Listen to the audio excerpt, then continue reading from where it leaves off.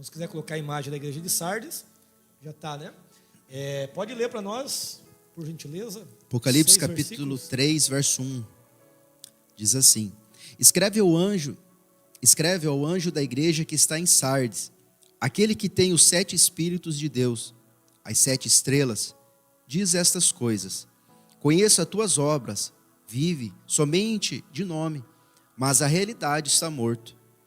Se vigilante, reanima e confirma que ainda resta, mas e que está para morrer, porque não tenho achado as tuas obras perfeitas diante do meu Deus.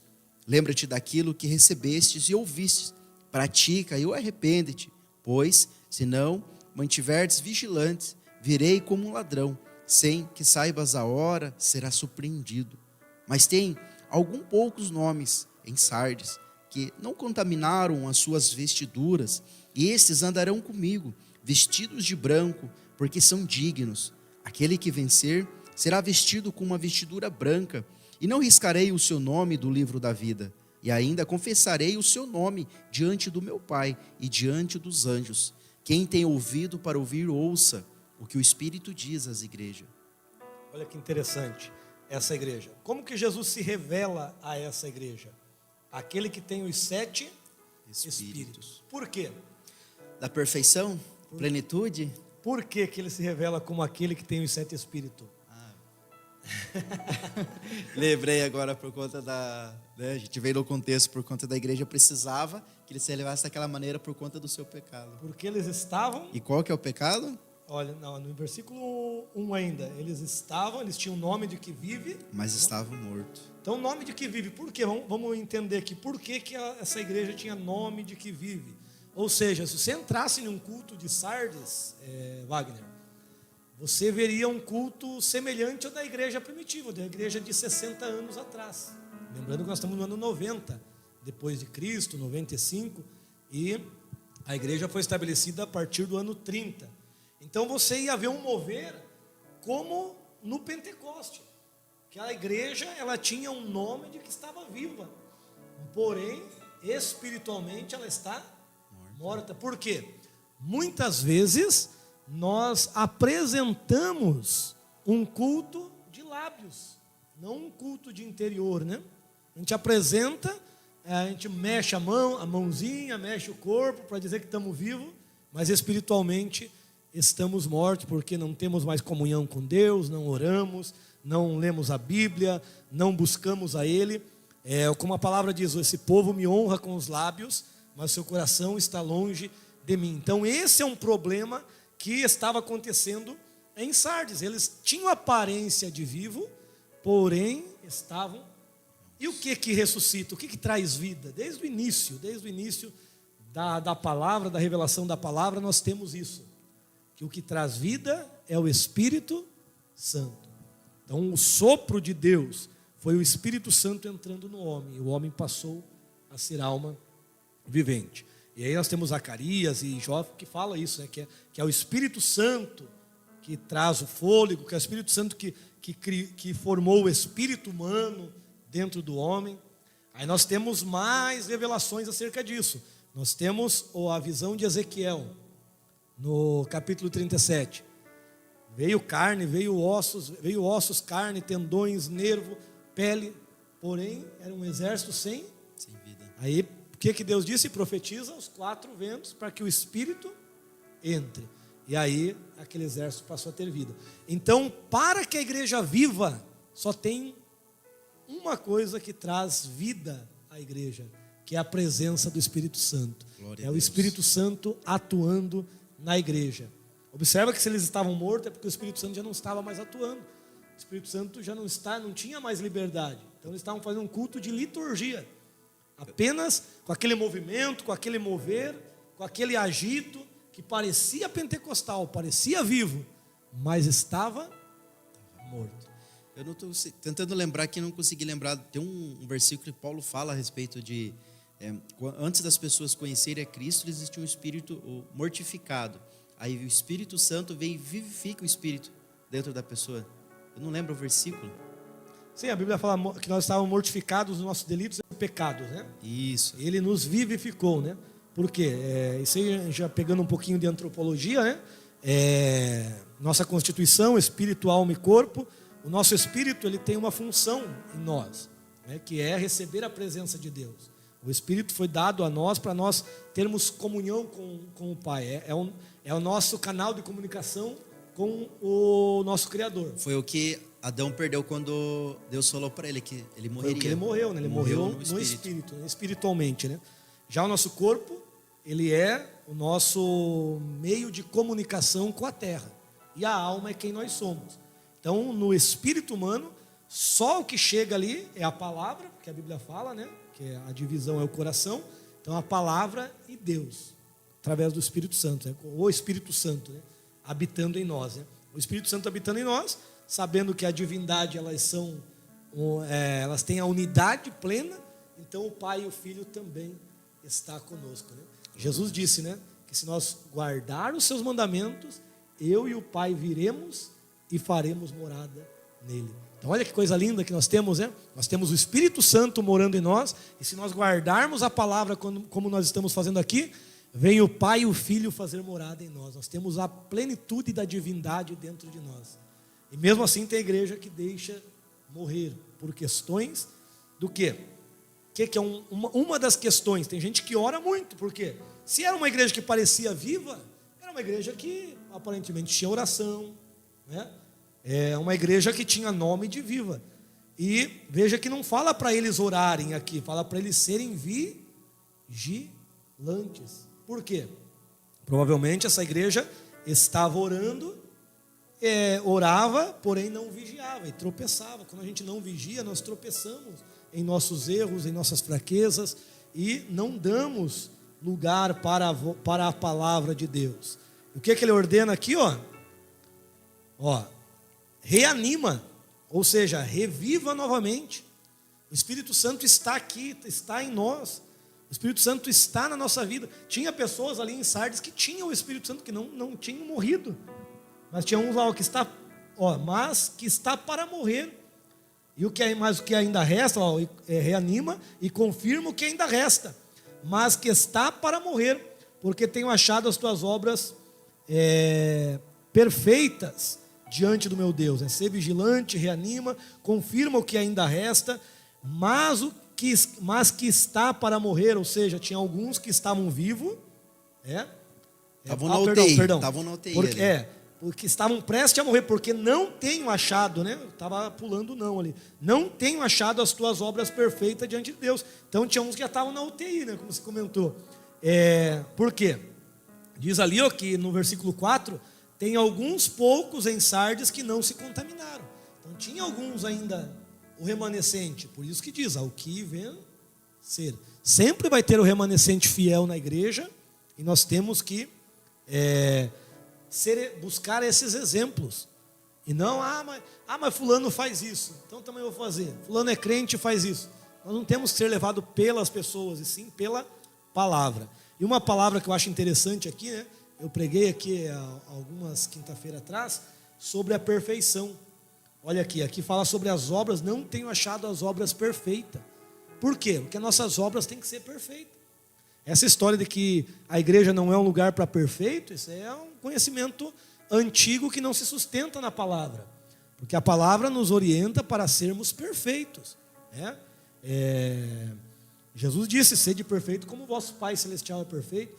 Aí o versículo que eu não consegui encerrar no dia da pregação foi o do Paulo, né, que foi comentado aqui.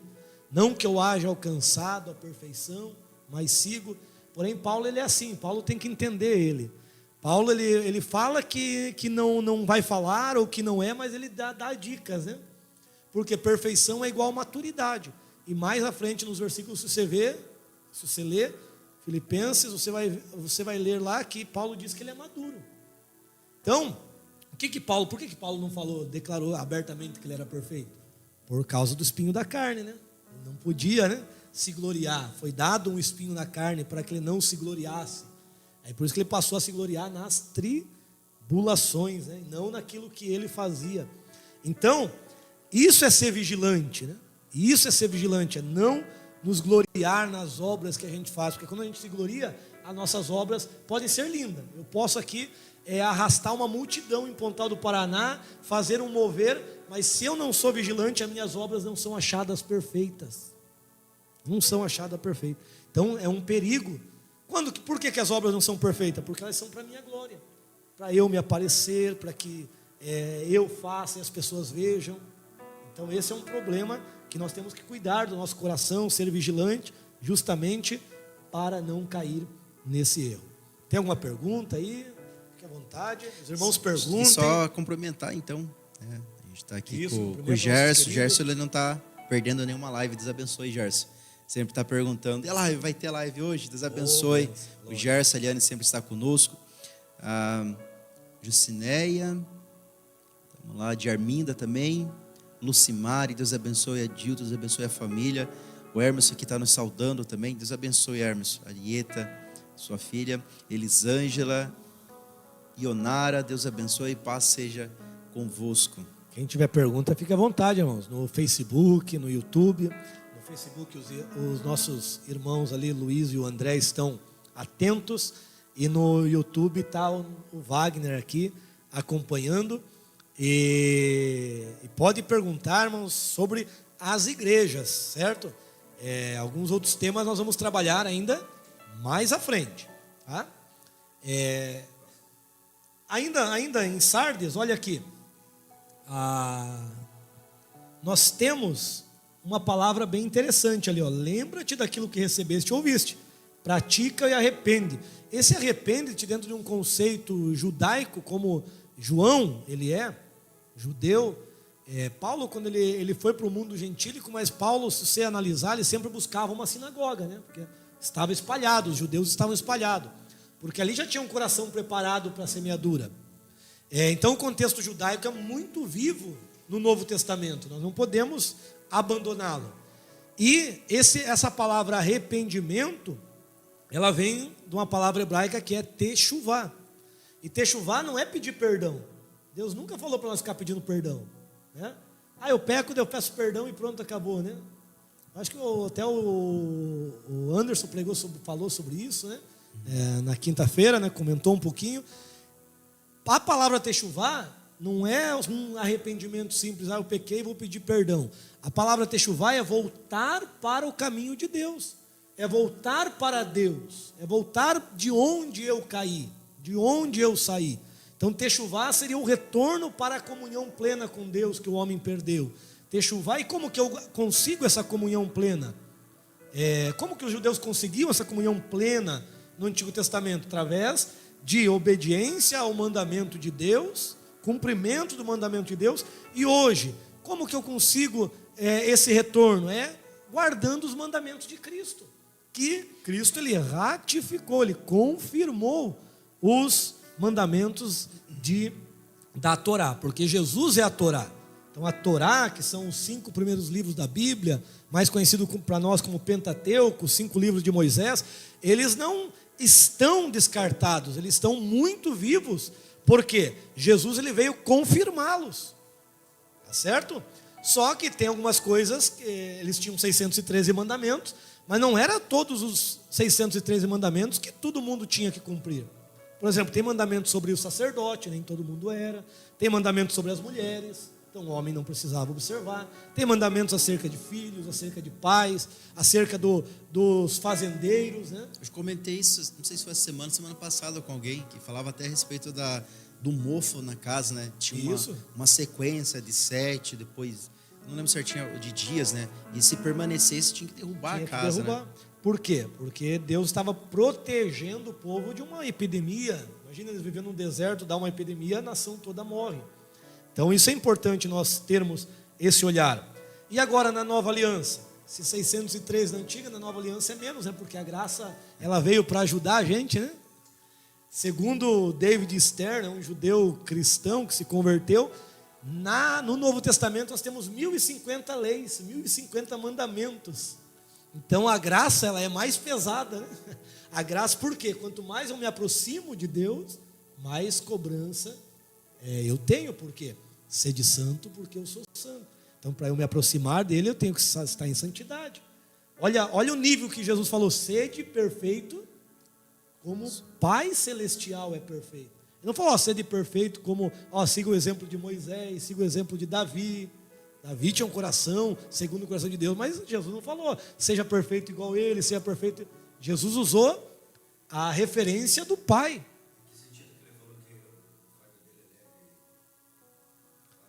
Por quê? Pelo fato porque o problema não são os mandamentos. Tiago fala que a lei, ela era conhecida como a lei da liberdade.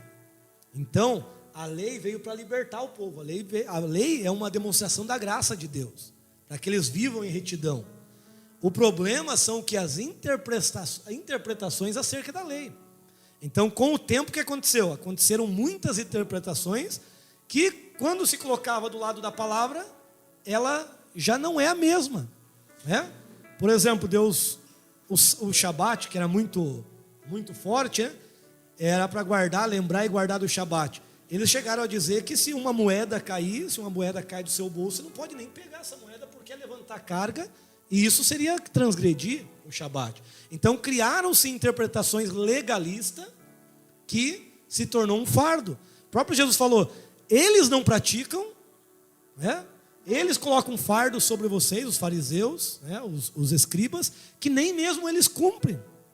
Nem mesmo eles cumprem. E outro fardo também que representa é o fardo, o jugo de Roma, né?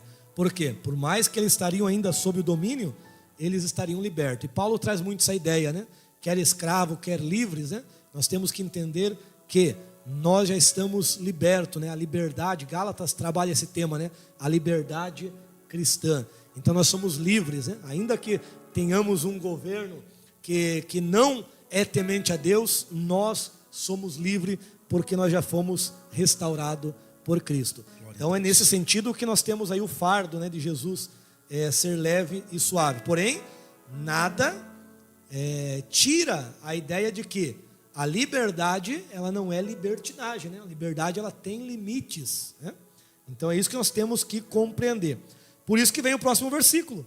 Porque se eu entendo que a liberdade, ela tem limites, eu não contamino as minhas vestes. E nós já temos uma promessa aqui. Eu acho que até antes da promessa aqui, talvez ficava interessante explicar. Às vezes algumas pessoas ainda, né, novas na fé, ficam pensativas quando ele fala aqui, né? Lembras daquilo que recebestes e ouvistes, pratica e arrepende. Foi onde a gente entrou, né, na explicação que acabamos de terminar. Aí ele coloca um ponto e diz, pois, se não te mantiveres vigilante, virei como um ladrão. Ainda há pessoas novas na fé que não entendem esse vir como um ladrão, né? Ele coloca vírgula, sem que saibas que hora será surpreendido. Então, vou explicar essa parte aqui, que eu ia deixar justamente ali para um pouquinho para o final, né? Mas não tem problema. Não tem problema, eu até marquei, até risquei aqui, ó. Mas só falando lá, ó, porque eu falei das vestes, aqueles que não se contaminaram com vestes, daí já tem uma promessa no próprio versículo, né? Andarão comigo, né? Andarão de vestidos brancos comigo. Olha só que interessante, né? Aqueles que não forem pegos de surpresa andarão comigo de veste branca. Daí depois vem o versículo 5, promessa daquele que vencer. Então, os escritos de João, nós temos 5 livros do evangelista João, o apóstolo do amor, né? Também ele se chama de presbítero também. Então, segundo escreveu João, é um evangelho que ele escreveu no ano 90, 95, quando ele recebe essa revelação. Ele escreve justamente para a igreja, porque a igreja estava passando por essas heresias, igreja de Éfeso. Ele escreve a primeira epístola, a segunda e a terceira, que traz o seu nome também, e o livro de Apocalipse. Então temos 5 livros joaninos na Bíblia. E esses livros, eles são carregados de teor teológico. O que seria isso? Seria interpretações. Na sua escritura já traz interpretações que é destinado claramente à igreja. Por exemplo, o Evangelho de João, ele não é usado muito como histórico, né, para provar a historicidade de Jesus. Ele tem o seu valor teológico, né? Porém, quando se fala de historicidade, se busca mais dentro do Evangelho de Mateus, Marcos e Lucas, dentro dos sinóticos, que são os evangelhos semelhantes. Agora, João é mais teológico, por isso que nós não vemos a mesma estrutura no Evangelho de João, a qual nós vemos nos outros evangelistas, né? Então aqui também está carregado de interpretações teológicas. Por exemplo, na igreja anterior, Veja bem, a igreja anterior, a igreja de Tiatira, é falado que aqueles que adulteraram com a mulher, que segue a doutrina ali de Jezabel, serão lançados em grande tribulação. Então isso aqui já é uma referência à grande tribulação que nós vamos comentar em aulas posteriores. Então aqui já tem um teor teológico, lançarei em grande tribulação, não era simplesmente uma tribulação que as pessoas viveriam em Tiatira, já é uma referência também à grande tribulação. Porque existe algo na Bíblia que é chamado de projeção profética. O que é projeção profética? Deus usa um evento ou uma pessoa como exemplo para se referir a algo que vai acontecer. Por exemplo, Deus falou acerca do rei de Tiro, mas ali claramente nós sabemos que ele está se falando do luzeiro, né? Do Lúcifer, um anjo que caiu. Depois ele usa o rei do Egito também, né? Ele usa essas referências para projetar algo que vai acontecer. Isso é projeção, projetar. Então essas igrejas, elas são usadas como projeção profética também. Então, algo que aconteceria com essa igreja está projetando o que vai acontecer ainda nos tempos dos fins. Lembrando que o tempo do fim começa desde a descida do Espírito Santo. Por isso que Paulo tem vivo na memória, assim, né? Nós estamos vivendo últimos dias, nós que não morrermos. João fala, né? Filhinhos, já é a última hora e o Espírito do Anticristo está aí. Então o conceito teológico de que já é a última hora, últimos dias, é a partir da descida do Espírito Santo. 3:7, igreja de... lembrando que a igreja... só um ponto importante aqui em Sardes ainda. Essa igreja é a igreja do ano 1517 ao 1750. É a igreja da Reforma Protestante. Com Lutero, que ela teve vida, porque saiu daquele paganismo, porém logo morreu. Por que ela morreu? Porque ela se enclausulou nas faculdades, nas universidades. E aí começaram os grandes debates. A igreja ficou fechada nas universidades e não avançou mais. Só os debates teológicos que importavam, sobre a ceia, né? E Lutero pensava diferente de Calvino, e Lutero pensava diferente de Zwinglio, daí Calvino daí vem Armínio e pensa diferente de Calvino, e começou os grandes debates teológicos e pararam de praticar as obras de Cristo para ficarem enclausulados nas faculdades. Por isso que tem nome de viva, mas estava morto, logo morreu.